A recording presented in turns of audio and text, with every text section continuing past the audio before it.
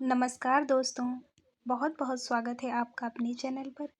इसके पहले वाली क्लास में हम लोग 13 क्वेश्चन कवर किए थे। आज 14वें क्वेश्चन से देखते हैं। क्वेश्चन है, सूचना एवं प्रसारण मंत्रालय ने ऑल इंडिया रेडियो के प्रसारण की उद्घोषणाओं में आकाशवाणी शब्द के प्रचलन का निर्देश किस तिथि को दिया? दिसंबर 1957, जुलाई 1950, जून 1949, अगस्त 1948। इसका सही आंसर है दिसंबर 1957। आकाशवाणी शब्द के प्रचलन का निर्देश तिथि दिसंबर 1957 है। सन 1930 में सरकार ने इन ट्रांसमीटरों को अपने नियंत्रण में ले लिया और भारतीय प्रसारण सेवा के नाम से उन्हें प्रचलित करना आरंभ कर दिया। 1936 में इसका नाम बदलकर ऑल इंडिया रेडियो कर दिया गया तथा 1957 में आकाशवाणी के नाम से पुकारा जाने लगा। जब रेडियो प्रसारण का युग आया तब 1936 में सबसे पहले एम.वी. गोपाल स्वामी ने रेडियो से प्राप्त ध्वनि के लिए आकाशवाणी शब्द का उपयोग किया था। उन्होंने अपने घर वित्तल विहार में ही भारत का प्रथम निजी रेडियो स्टेशन स्थापित कर लिया था। स्वतंत्रता प्राप्ति के पश्चात 1957 में भारत के सार्वजनिक रेडियो प्रसारणकर्ता ऑल इंडिया रेडियो ने अपने प्रसारण का नाम आकाशवाणी रख लिया। अनुभव किया गया कि आकाशवाणी शब्द भारतीय रेडियो प्रसारण सेवा के लिए अत्यंत उपयुक्त है। अगला क्वेश्चन है, विरह वारिश रीति काव्यधारा के किस कवि की कृति है? ठाकुर, बोधा, द्विजदेव, आलम। इसका सही आंसर है बोधा। विरह वारिश रीति काव्यधारा के बोधा कवि की कृति है। बोधा हिंदी साहित्य के रीतिकालीन कवि थे। उन्हें विप्रलंभ, वियोग, श्रृंगार रस की कविताओं के लिए जाना जाता है। हिंदी साहित्य का इतिहास नामक ग्रंथ में आचार्य रामचंद्र शुक्ल ने बोधा की नीति संबंधी अनेक छंदों का उल्लेख किया है।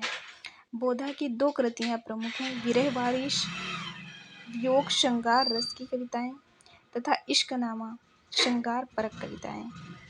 रीति मुक्त काव्यधारा के प्रमुख कवि तथा उनकी कृतियां।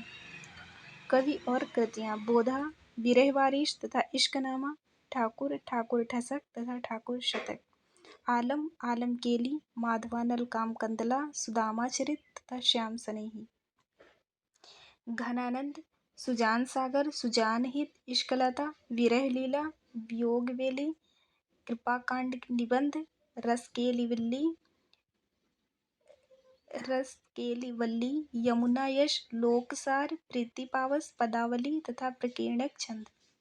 अगला क्वेश्चन है, पूर्वी हिंदी का विकास किससे हुआ है? शौरसेनी, मागधी, अर्धमागधी, खस। इसका सही आंसर है ऑप्शन सी, अर्धमागधी। पूर्वी हिंदी का विकास अर्धमागधी से हुआ है। ग्रियर्सन पूर्वी हिंदी की उत्पत्ति अर्धमागधी अपभ्रंश से मानते हैं, जबकि धीरेन्द्र वर्मा हिंदी साहित्य कोश के अनुसार पूर्वी हिंदी का विकास मागधी अपभ्रंश से हुआ है। पश्चिमी हिंदी का विकास शौरसेनी अपभ्रंश से हुआ तथा पूर्वी हिंदी प्राकृत की परंपरा है। पश्चिमी हिंदी के अंतर्गत 5 बोलियां आती हैं, खड़ी बोली, हरियाणवी, ब्रज, कन्नौजी तथा बुंदेली, जबकि पूर्वी हिंदी की 3 शाखाएं हैं, अवधी, बघेली तथा छत्तीसगढ़ी। अगला क्वेश्चन है, बीसल देव रासो की नायिका का नाम उल्लेख कीजिए। Option A Padmavati, Rajmati, Indrani, Kamala. का सही answer option B, Rajmati. Bisal Dev Raso की नायिका राजमती हैं। बीसल देव रासो 16वीं सदी के कवि लेखक नरपति नाल द्वारा राजस्थानी में रचित ग्रंथ है, जिसमें अजमेर के बीसल देव चौहान तथा परमार राजा भोज की पुत्री राजमती की प्रेम कथा का वर्णन है। यह ग्रंथ क्रिया एवं संज्ञा के रूप में अपभ्रंश पर आधारित है। इसकी भाषा में राजस्थानी एवं गुजराती भाषाओं का सम्मिश्रण है। इसमें बीसल देव के विवाह, उसकी उड़ीसा यात्रा तथा उसकी रानी के विरह का रोमांचक वर्णन है। यह एक नीति काव्य है।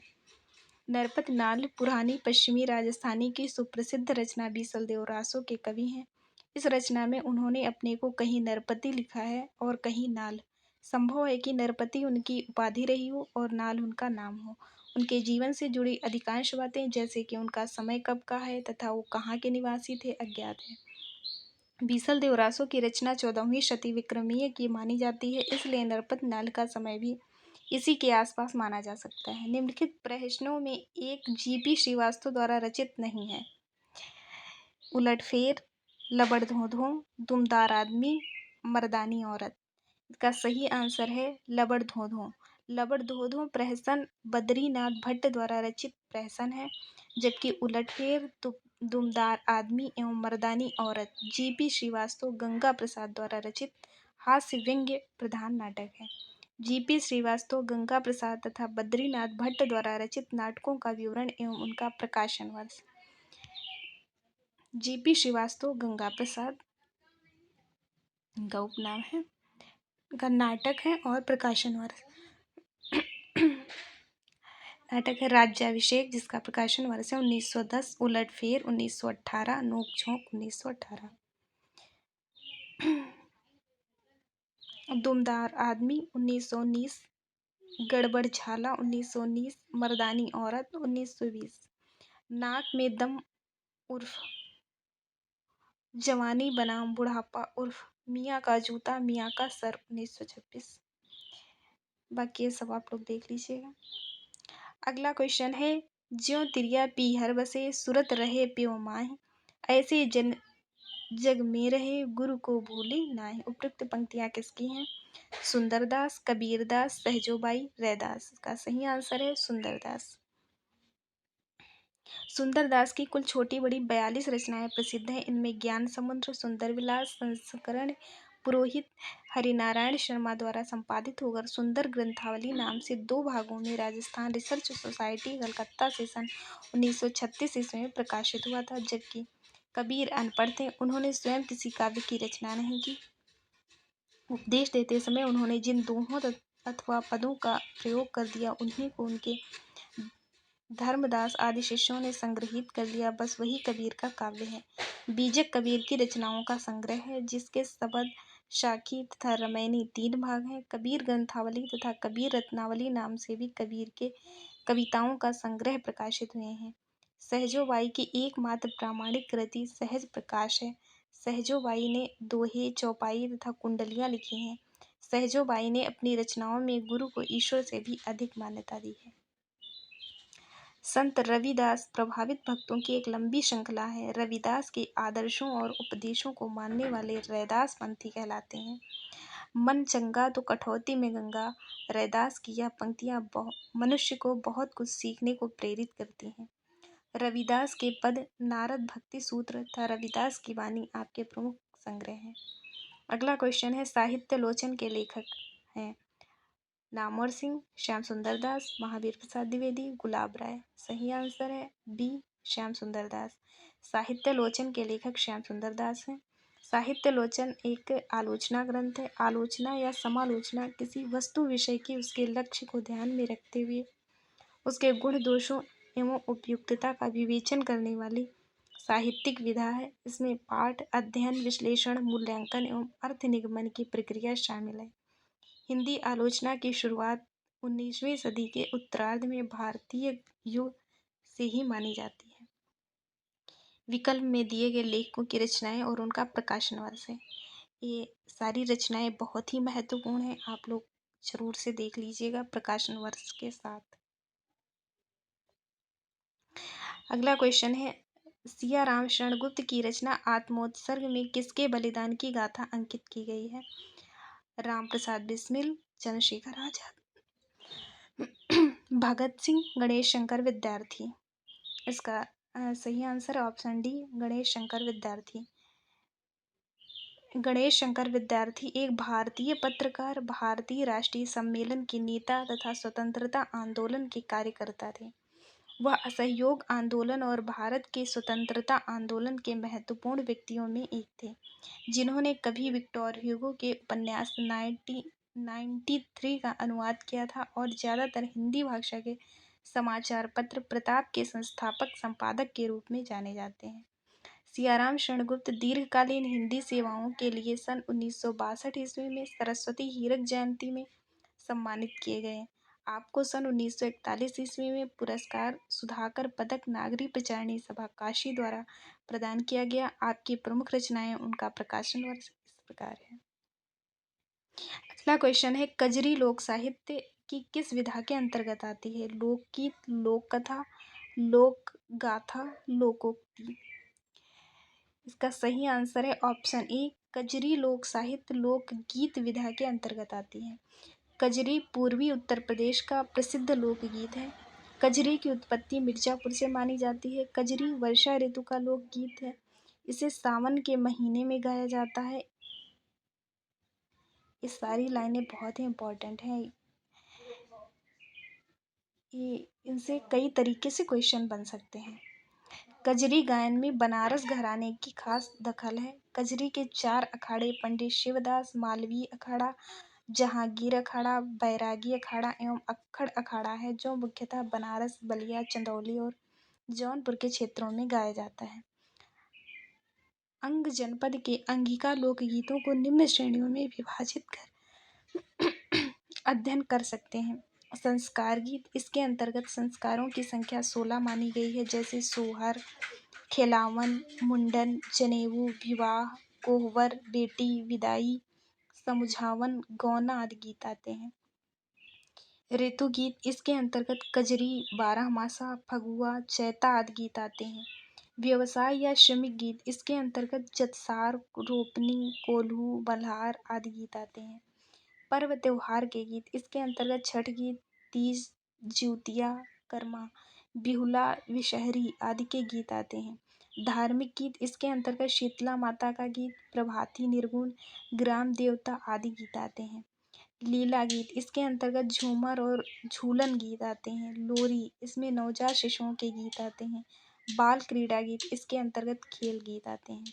अगला क्वेश्चन है, निम्नलिखित वाक्यों में एक कथन अशुद्ध है। हिंदी पत्रकारिता का प्रारंभ 30 मई 1826 को माना जाता है। हिंदी पत्रकारिता का प्रारंभ साप्ताहिक पत्रों से हुआ। उदंत मार्तंड के संपादक कानपुर निवासी पंडित युगल किशोर थे। उदंत मार्तंड का प्रकाशन 2 वर्ष बाद बंद हो गया। इसका सही ऑप्शन सी है। उदंत मार्तंड के संपादक कानपुर निवासी युगल किशोर नहीं बल्कि जुगल किशोर थे। उदंत मार्तंड हिंदी का प्रथम समाचार पत्र था। 30 मई 1826 ईस्वी में कलकत्ता के कोलू टोला नामक मोहल्ले की 37 नंबर आमड़ तल्ला गली से जुगल किशोर शुक्ल ने हिंदी साप्ताहिक पत्र इसको निकालने का आयोजन किया। उदंत मार्तंड पुस्तकाकार 12x8 छपता था तथा हर मंगलवार को निकलता था। इसमें विभिन्न नगरों के सरकारी क्षेत्रों की विभिन्न गतिविधियां प्रकाशित होती थी तथा उस समय के वैज्ञानिक खोजों तथा आधुनिक जानकारियों को भी महत्व दिया जाता था। इस पत्र में ब्रज और खड़ी बोली दोनों के मिश्रित रूप का प्रयोग किया जाता था, जिसे इस पत्र के संचालक मध्य देशीय भाषा कहते थे। उन दिनों सरकारी सहायता के बिना किसी भी पत्र का चलना प्रायः असंभव था। कंपनी सरकार ने ईसाई मिशनरियों के पत्र को 2 डाक आदि की सुविधा दे रखी थी, परंतु बहुत प्रयास के बावजूद उदंत मार्तंड को यह सुविधा प्राप्त नहीं हो सकी। इस पत्र के कुल 79 अंक प्रकाशित हो पाए थे कि 1.5 साल बाद दिसंबर 1927 ईस्वी को इसका प्रकाशन बंद हो गया।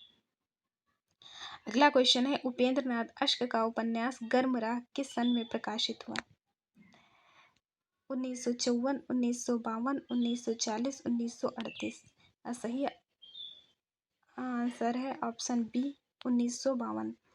उपेंद्र नाथ अश्क का उपन्यास गर्म राख सन 1952 में प्रकाशित हुआ। उपेंद्र नाथ अश्क गर्म राख और गिरती दीवारें हिंदी उपन्यास के क्षेत्र में यथार्थवादी परंपरा के उपन्यास हैं। अश्क जी की कहानियाँ प्रेमचंद के आदर्शोन्मुख यथार्थवाद अथवा विकास क्रम से प्राप्त विशुद्ध यथार्थवादी परंपरा की हैं। अश्क जी का उपन्यास कहानी, कला और रचना शिल्प स्पष्ट तथा तत्व के सहित मूलतः चरित्र के केंद्र बिंदु से परिपूर्ण है। अश्क जी के समस्त चरित्र, उपन्यास, नाटक अथवा कहानी किसी भी साहित्य प्रकार में सर्वथा यथार्थ हैं। उनसे सामाजिक और वैयक्तिक जीवन की समस्याओं, राग द्वेष का प्रतिनिधित्व होता है। अश्क जी को सन 1972 में सोवियत में नेहरू पुरस्कार से सम्मानित किया गया था। अगला क्वेश्चन है, किस सप्तक में एक भी कवयित्री सम्मिलित नहीं है? तार सप्तक, चौथा सप्तक, दूसरा सप्तक, तीसरा सप्तक। इसका सही आंसर है ऑप्शन ए तार सप्तक। तार सप्तक में एक भी कवयित्री सम्मिलित नहीं है। तार सप्तक का एक काव्य संग्रह है। अज्ञेय द्वारा 1943 ईस्वी में नई कविता के प्रणयन हेतु 7 कवियों का एक मंडल बनाकर तार सप्तक का संकलन एवं संपादन किया गया। इसका ऐतिहासिक महत्व इस रूप में भी है कि इसी संकलन से हिंदी काव्य साहित्य में प्रयोगवाद का आरंभ होता है। आज भी अनेक काव्य प्रेमियों में इस संग्रह की कविताएं आधुनिक हिंदी कविता के इस रचनाशील दौर की स्मृतियां जगाएंगी, जब भाषा और अनुवाद दोनों में नए प्रयोग का एक साथ करना ही कवि कर्म को सार्थक बनाता था। तार सप्तक में गजानन माधव मुक्तिबोध, नेमीचंद्र जैन, भारत भूषण अग्रवाल, प्रभाकर माचवे, गिरिजा कुमार माथुर, रामविलास शर्मा एवं अज्ञेय सहित 7 कवियों की कविताएं संकलित की गई हैं। तार सप्तक का प्रकाशन भारतीय ज्ञानपीठ द्वारा सन 1943 ईस्वी में किया गया। इसी क्रम में अज्ञेय ने दूसरा सप्तक तथा तीसरा सप्तक प्रकाशित किया। बाद में नामवर सिंह ने चौथा सप्तक भी प्रकाशित किया। अगला क्वेश्चन है, एशियाटिक सोसाइटी ऑफ बंगाल की पत्रिका के विशेषांक के रूप में निकलने वाला हिंदी साहित्य का इतिहास कौन सा है? The modern vernacular literature of Hindustan, a sketch of Hindi literature, a history of Hindi literature, Hindi साहित्य का इतिहास। इसका सही आंसर है option A, Asiatic Society of Bengal की पत्रिका के विशेषांक के रूप में निकलने वाला हिंदी साहित्य का इतिहास the modern vernacular literature of Hindustan है। The modern vernacular literature of Hindustan सन 1888 ईस्वी में जॉर्ज ग्रियर्सन द्वारा लिखा गया हिंदी साहित्य के इतिहास की पुस्तक है। इसका प्रकाशन एशियाटिक सोसाइटी ऑफ बंगाल की पत्रिका के विशेषांक के रूप में हुआ था। यह हिंदी साहित्य के इतिहास लेखन का तीसरा प्रयास था। यह पुस्तक अंग्रेजी में लिखी गई थी। इसमें पहली बार हिंदी साहित्य के कवियों को कालक्रमानुसार वर्गीकृत करने का प्रयास किया गया था। इसमें हिंदी साहित्य के काल को 11 अध्यायों में बांटा गया था। एशिया महाद्वीप में एशियाटिक सोसाइटी ज्ञान और अनुसंधान का सबसे पुराना केंद्र है। इसकी स्थापना इसके संस्थापक अध्यक्ष सर विलियम जोन्स की पहल पर 1784 ईस्वी में हुई। सोसाइटी का नाम पिछले 2 शताब्दियों के दौरान कई बदलावों से गुजरा। सन 1984 ईस्वी में एशियाटिक सोसाइटी को भारत के संसद के एक अधिनियम द्वारा राष्ट्रीय महत्व के संस्थान के रूप में दर्जा प्राप्त है। ये यहाँ से ऐसे क्वेश्चन बन जाते हैं कि जॉर्ज ग्रियर्सन ने अपने हिंदी साहित्य के इतिहास को कितने कालखंडों में विभाजित किया है और उनके क्रम के अनुसार कालखंड का क्या है, कैसे, कौन सा क्रम कहाँ पे है, किस नंबर पे, किस नाम पे कौन कहाँ पे आता है, ऐसे करके। बाजार के बीच बाजार के खिलाफ की लेखिका का नाम है मैत्रेयी पुष्पा, प्रभा खेतान, नासिरा शर्मा, वृंदा करात। इसका सही आंसर है ऑप्शन बी, प्रभा खेतान। बाजार के बीच बाजार के खिलाफ की लेखिका का नाम प्रभा खेतान है। ये प्रभा खेतान फाउंडेशन की संस्थापक अध्यक्षा, नारी विषयक कार्यों में सक्रिय रूप में भागीदार, फिगरेट नामक महिला स्वास्थ्य केंद्र की संस्थापक, 1966 से 1976 तक चमड़े तथा सिले सिलाए वस्त्रों की निर्यातक, अपनी कंपनी न्यू होराइजन लिमिटेड की प्रबंध निदेशिका, हिंदी भाषा की लब्ध प्रतिष्ठित उपन्यासकार, कवियत्री तथा नारीवादी चिंतक एवं समाज सेविका थी। उन्हें कलकत्ता चैम्बर्स ऑफ कॉमर्स की एकमात्र महिला अध्यक्ष होने का गौरव प्राप्त था। वे केंद्रीय हिंदी संस्थान की सदस्य थीं। डॉक्टर प्रभा खेतान के साहित्य में स्त्री यंत्रणा को आसानी से देखा जा सकता है। बंगाली स्त्रियों के बहाने इन्होंने स्त्री जीवन में काफ़ी बारीकी से झांकने का बखूबी प्रयास किया। आपने कई निबंध भी लिखे। डॉक्टर प्रभा खेतान को जहां स्त्रीवादी चिंतक होने का गौरव प्राप्त हुआ, वहीं वे स्त्री चेतना के कार्यों में सक्रिय रूप से भी आप हिस्सा लेती रहीं। उन्हें प्रतिभाशाली महिला पुरस्कार और टॉप पर्सनैलिटी अवार्ड भी प्रदान किया गया। साहित्य में उल्लेखनीय योगदान के लिए केंद्रीय हिंदी संस्थान का महापंडित राहुल सांकृत्यायन पुरस्कार राष्ट्रपति ने उन्हें अपने हाथों से प्रदान किया था। अगला क्वेश्चन है, भारत के रससूत्र के निम्नलिखित 4 व्याख्याकारों के नाम में एक अशुद्ध है। लोलट, शंकुक, मम्मट, भट्टनायक। इसका सही आंसर है ऑप्शन सी।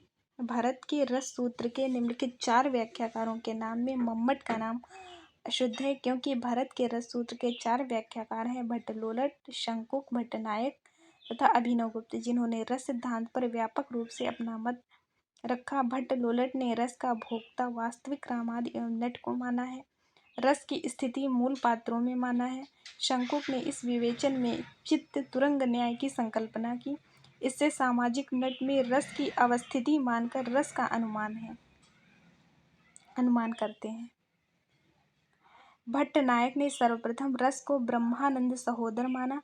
भट्ट नायक ने सर्वप्रथम दर्शक सामाजिक की महत्ता को स्वीकार किया तथा काव्य की 3 क्रियाएं माना है: अभिधा, काव्यार्थ की प्रतीति, भावकत्व, साधारणीकरण, भोजकत्व, रस का भोग। अभिनव गुप्त ने रस की सर्वांगीण वैज्ञानिक व्याख्या किया। उनके अनुसार स्थायी भाव सहृदय तथा सामाजिक के हृदय में वासना रूप से संस्कार के रूप में पहले से ही अव्यक्त रूप में विद्यमान रहते हैं।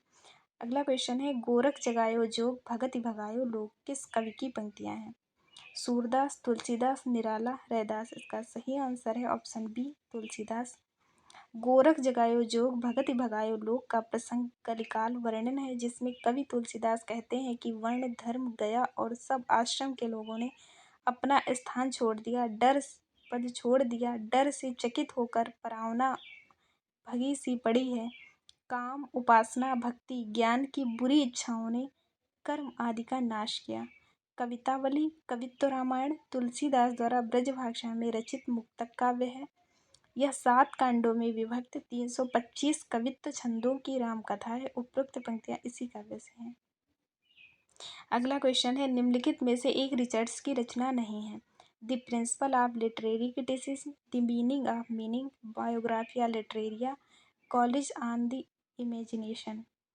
इसका सही आंसर है option C, Biographia Literaria Richards की रचना नहीं है। यह सैमुअल टेलर कॉलरिज की है।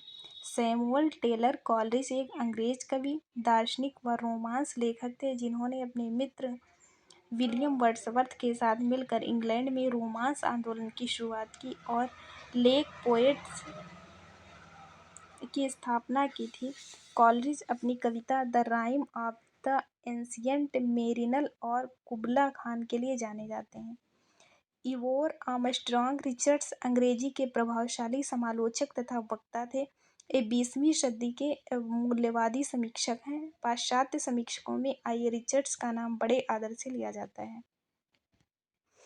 ये सारी रचनाएं हैं। आई रिचर्ड्स की रचनाएं हैं, प्रकाशन वर्ष है। ये सैमुअल टेलर कॉलरिज का है, देख लीजिएगा आप लोग। अगला क्वेश्चन है, हृदय की अनुकृति बाह्य उदार एक लंबी काया उन्मुक्त किसके प्रति कही गई उक्ति है? कवि के प्रति, मनु के प्रति, इड़ा के प्रति, श्रद्धा के प्रति। तो इसका सही आंसर है ऑप्शन बी, मनु के प्रति। और ये कहा किसने है? तो श्रद्धा ने कहा है। उपयुक्त पंक्ति जयशंकर प्रसाद द्वारा रचित कामयनी के श्रद्धा सर्ग से अवतरित किया गया है। इस पंक्ति में श्रद्धा के प्रति कही गई उक्ति है,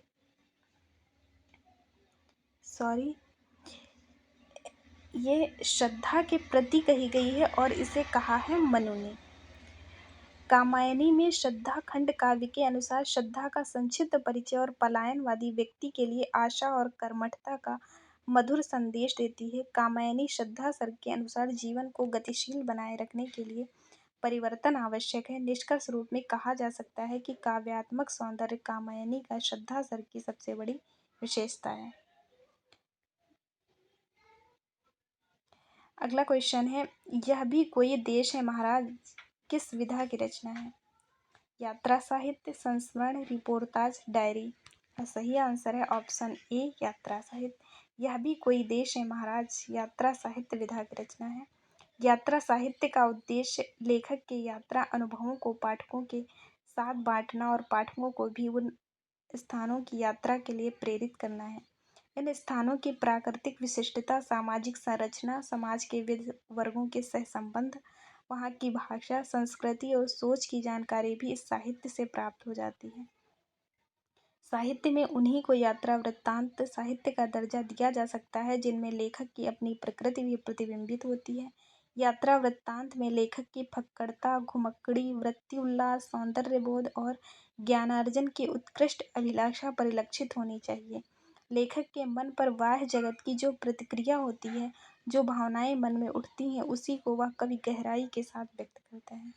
अगला क्वेश्चन है, लोक साहित्य जनता का वह साहित्य है जो जनता के द्वारा जनता के लिए लिखा गया हो। लोक साहित्य की यह परिभाषा किसने की है? कृष्णदेव उपाध्याय, झवेरचंद मेघाड़ी, वासुदेव शरण अग्रवाल, देवेंद्र सत्यार्थी। इसका सही आंसर है ऑप्शन ए कृष्णदेव उपाध्याय। उपयुक्त परिभाषा कृष्णदेव उपाध्याय की है। उपाध्याय जी के अनुसार सभ्यता के प्रभाव से दूर रहने वाली, अपनी सहज अवस्था में वर्तमान को निरक्षर जनता है, उसकी आशा निराशा, हर्ष विषाद, जीवन मरण, लाभ हानि, सुख दुख आदि की अभिव्यंजना जिस साहित्य में प्राप्त होती है उसे लोक साहित्य कहते हैं। लोक साहित्य को परिभाषित करने वाले अन्य विद्वानों का मत धीरेन्द्र वर्मा के अनुसार वास्तव में लोक साहित्य वह मौलिक अभिव्यक्ति है जो भले ही किसी व्यक्ति ने गढ़ी हो, पर आज इसे सामान्य लोक समूह अपनी ही मानता है। इसमें लोक मानस प्रतिबिंबित रहता है। डॉक्टर रविंद्र भ्रमर के अनुसार लोक साहित्य जनमानस की सहज और स्वाभाविक अभिव्यक्ति है। यह बहुधा अलिखित ही रहता है और अपनी मौखिक परंपरा द्वारा एक पीढ़ी से दूसरी पीढ़ी तक आगे बढ़ता है। डॉक्टर सत्येंद्र के अनुसार लोक साहित्य के अंतर्गत वह समस्त बोली या भाषागत अभिव्यक्तियाँ आती हैं जिनमें आदि मानव के अवशेष उपलब्ध हैं। उपरोक्त परिभाषाओं के आधार पर कहा जा सकता है कि लोक साहित्य लोक जीवन को अभिव्यक्त करने वाला साहित्य है। यह सर्वसाधारण की संपत्ति है। लोक साहित्य जीवन का वह समुद्र है जिसमें भूत भविष्य और वर्तमान सभी कुछ संचित रहता है। इस साहित्य में लोक जीवन की सच्ची झलक देखने को मिलती है। अगला क्वेश्चन है, निम्नलिखित समीक्षकों में से एक मार्क्सवादी समीक्षक हैं। रामचंद्र शुक्ल, नंदुलारे वाजपेयी, रामविलास शर्मा, आचार्य हजारी प्रसाद द्विवेदी। इसका सही आंसर है ऑप्शन सी रामविलास शर्मा। रामविलास शर्मा एक मार्क्सवादी समीक्षक हैं। हिंदी साहित्य के महान आलोचक रामविलास शर्मा उन गिने चुने विचारकों में से थे जिन्होंने मार्क्सवाद की भारतीय संदर्भ में सबसे सटीक व्याख्या की थी। रामविलास शर्मा मार्क्सवादी मूल्यों के आधार पर साहित्य की आलोचना करते थे, लेकिन जहाँ भी उचित लगा उन्होंने मार्क्सवाद की लीक छोड़ने में भी कभी गुरेज नहीं किया। वे केवल आर्थिक पक्ष को आधार मानने के मार्क्सवादी सिद्धांत से कभी सहमत नहीं रहे। उन्होंने भारत के संदर्भ में मजदूरों के अलावा किसानों को भी क्रांति का सिपाही बताया तथा वे यह भी नहीं मानते थे कि साहित्य केवल क्रांति के लिए होता है, आनंद के लिए नहीं।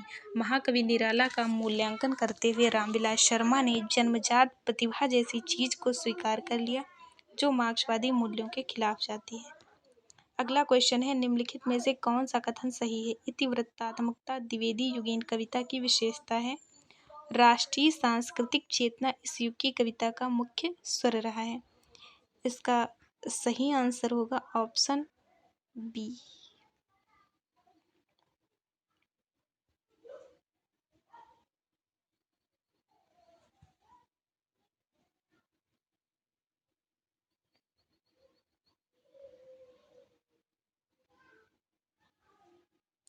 इसका सही आंसर है ऑप्शन सी, दोनों सही हैं। इतिवृत्तात्मकता का अर्थ है वस्तु वर्णन या आख्यान की प्रधानता। आदर्शवाद तथा बौद्धिकता के प्रधानता के कारण द्विवेदी युग के कवियों ने वर्णन प्रधान इतिवृत्तात्मकता को अपनाया। इतिवृत्तात्मकता के कारण इस युग में इतिवृत्ति कथा पर अधिक बल दिया जाने लगा तथा प्रबंधात्मक रचनाएं अधिक लिखी जाने लगीं। द्विवेदी युग के लगभग सभी कवियों ने देशभक्ति एवं राष्ट्रीय भावना से युक्त रचनाएं की, जो स्वाभाविक रूप से उस युग की राजनीतिक चेतना एवं सांस्कृतिक पुनरुत्थान की भावना का परिणाम था। इनकी कविताओं में अंग्रेजी सत्ता के प्रति आक्रोश एवं भारतवासियों को स्वतंत्रता के लिए प्रेरित करने वाला क्रांतिकारी स्वर है। अगला क्वेश्चन है, मैं साहित्य को मनुष्य की दृष्टि से देखने का पक्षपाती हूँ, जो वाकजाल मनुष्य को दुर्गति, हीनता और पर मुखापेक्षिता से न बचा सके, जो उसकी आत्मा को तेजोदीप्त न बना सके, जो उसके हृदय को पर दुख कातर और संवेदनशील न बना सके, जो उसे साहित्य कहने में मुझे संकोच होता है। यह कथन किसका है? रविन्द्रनाथ टैगोर, हजारी प्रसाद द्विवेदी, आचार्य रामचंद्र शुक्ल, रामस्वरूप चतुर्वेदी। इसका सही आंसर है ऑप्शन बी, हजारी प्रसाद द्विवेदी।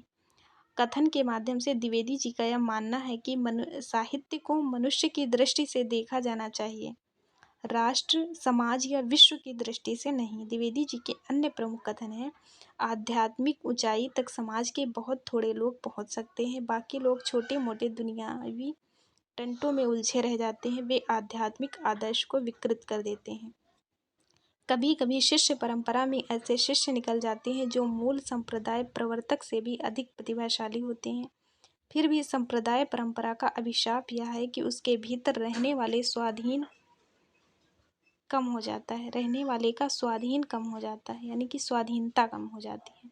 जो वाकजाल मनुष्य को दुर्गति, हीनता और परमुखापेक्षिता से न बचा सके, जो उसकी आत्मा को तेजोदीप्त न बना सके, जो उसके हृदय में पर दुख कातर और संवेदनशील न बना सके, उसे साहित्य कहने में मुझे संकोच होता है। पावक को कभी कलंक स्पर्श नहीं करता, दीपशिखा के अंधकार की कालिमा नहीं लगती, चंद्रमंडल को आकाश की नीलिमा कलंकित नहीं करती और जाह्नवी की धारा को धरती का कलुष स्पर्श भी नहीं करता। अगला क्वेश्चन है, लालटेन शब्द है देशज, तद्भव, विदेशी, तत्सम। इसका सही आंसर है ऑप्शन सी, विदेशी शब्द है। लालटेन शब्द अंग्रेजी के लैंटर्न शब्द का अपभ्रंश है।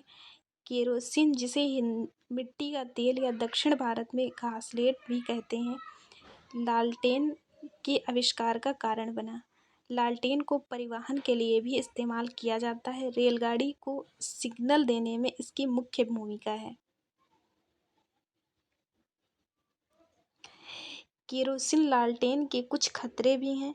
ज्वलनशील ईंधन, विषाक्त गैसों का उत्सर्जन लालटेन का मुख्य दुर्गुण है। कार्बन मोनोऑक्साइड विषाक्तता जीवन और पर्यावरण के लिए अत्यंत हानिकारक है। कुछ लालटेन बैटरी संचालित होती हैं, जो केरोसिन लालटेन की तुलना में आसानी से उपयोग में आने वाली अपेक्षाकृत अधिक टिकाऊ हैं।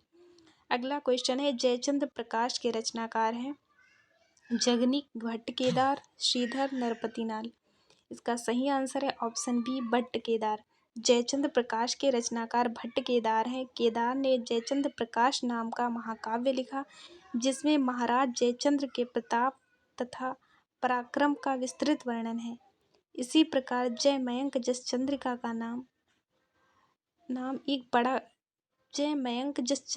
नाम एक बड़ा ग्रंथ जो कि उपलब्ध नहीं है। केवल इनका उल्लेख सिंधायज दयालदास कृत राठौड़ा ख्यात में मिलता है, जो बीकानेर के राज पुस्तक भंडार में सुरक्षित है। इस ख्यात में लिखा है कि दयालदास ने आदि से लेकर कन्नौज तक का वृत्तांत इन्हीं दोनों ग्रंथों के आधार पर लिखा है। जिस प्रकार चंद्रबरदाई ने महाराज पृथ्वीराज को कीर्तिमान किया है, उसी प्रकार भट्ट केदार ने कन्नौज के सम्राट जयचंद का गुणगान किया है। रासों में चंद और भट्ट केदार के संवाद का उल्लेख एक स्थान पर मिलता है। भणत पर यदि विश्वास किया जाए तो केदार महाराज जयचंद के कवि नहीं, सुल्तान शहाबुद्दीन गौरी के कविराज थे। शिव सिंह सरोज में भाटों की उत्पत्ति के संबंध में यह विलक्षण कवित्व उद्धृत है। प्रथम विधाता ते प्रगट भये बंदीजन, पुण्य प्रथियज्ञ ते प्रकाश सर सात है।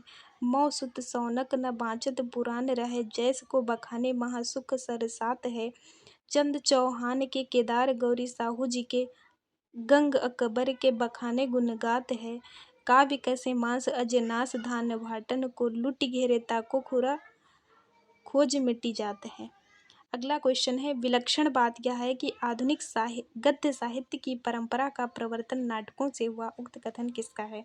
भारतेंदु हरिश्चंद्र, हजारी प्रसाद द्विवेदी, आचार्य रामचंद्र शुक्ल, प्रताप नारायण मिश्र। इसका सही आंसर है ऑप्शन सी, आचार्य रामचंद्र शुक्ल, जिसे उन्होंने अपनी पुस्तक हिंदी साहित्य का इतिहास के आधुनिक गद्य साहित्य परंपरा का प्रथम उत्थान के प्रकरण 1 में कहा है। शुक्ल जी ने इस कथन के माध्यम से आधुनिक गद्य साहित्य की परंपरा का प्रवर्तन नाटक से बताया है। शुक्ल जी के अन्य प्रमुख कथन, इससे भी बड़ा काम उन्होंने यह किया कि साहित्य को नवीन मार्ग दिखाया और वे उसे शिक्षित जनता के साहचर्य में ले आए। भारतेंदु हरिश्चंद्र के लिए प्रेम घन में पुरानी परंपरा का निर्वाह अधिक दिखाई पड़ता है। यहाँ पुरानी परंपरा से मतलब आशा से है। अभी हिंदी में कविता हुई कहाँ, सूर तुलसी बिहारी आदि ने जिससे कविता की है वह तो भाखा है, हिंदी नहीं। बाबू अयोध्या प्रसाद खत्री के लिए कहा है।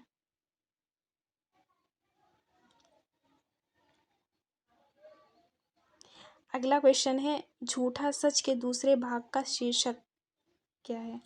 वतन और देश, देश का भविष्य, देश का वर्तमान, देश की स्थिति। इसका सही आंसर है ऑप्शन बी, देश का भविष्य। झूठा सच के दूसरे भाग का शीर्षक देश का भविष्य है। झूठा सच के दो भाग हैं। पहले भाग का नाम है वतन और देश और दूसरे भाग का नाम है देश का भविष्य। झूठा सच हिंदी के सुप्रसिद्ध कथाकार यशपाल का सर्वोत्कृष्ट एवं बृहद काव्य उपन्यास है जो दो भागों में विभाजित है। इसके पहले भाग का शीर्षक वतन और देश 1958 ईस्वी में विप्लव कार्यालय लखनऊ से प्रकाशित हुआ तथा दूसरा भाग शीर्षक देश का भविष्य के नाम से 1960 ईस्वी में प्रकाशित हुआ। झूठा सच देश विभाजन और उसके परिणाम के चित्रण की काफ़ी ईमानदारी से लिखी गई कहानी है, पर यह उपन्यास इसी कहानी तक सीमित नहीं है। देश विभाजन की सिरहन उत्पन्न करने वाली इस कहानी में स्नेह, मानसिक और शारीरिक आकर्षण, महत्वाकांक्षा, घृणा, प्रतिहिंसा आदि की अत्यंत सहज प्रवाह से बढ़ने वाली मानवतापूर्ण कहानी है। आज के लिए इतना ही। 40 क्वेश्चन और 41 से हम अगली क्लास में कवर करेंगे। बहुत बहुत धन्यवाद। क्लास आपको कैसी लगी कमेंट में ज़रूर बताइएगा।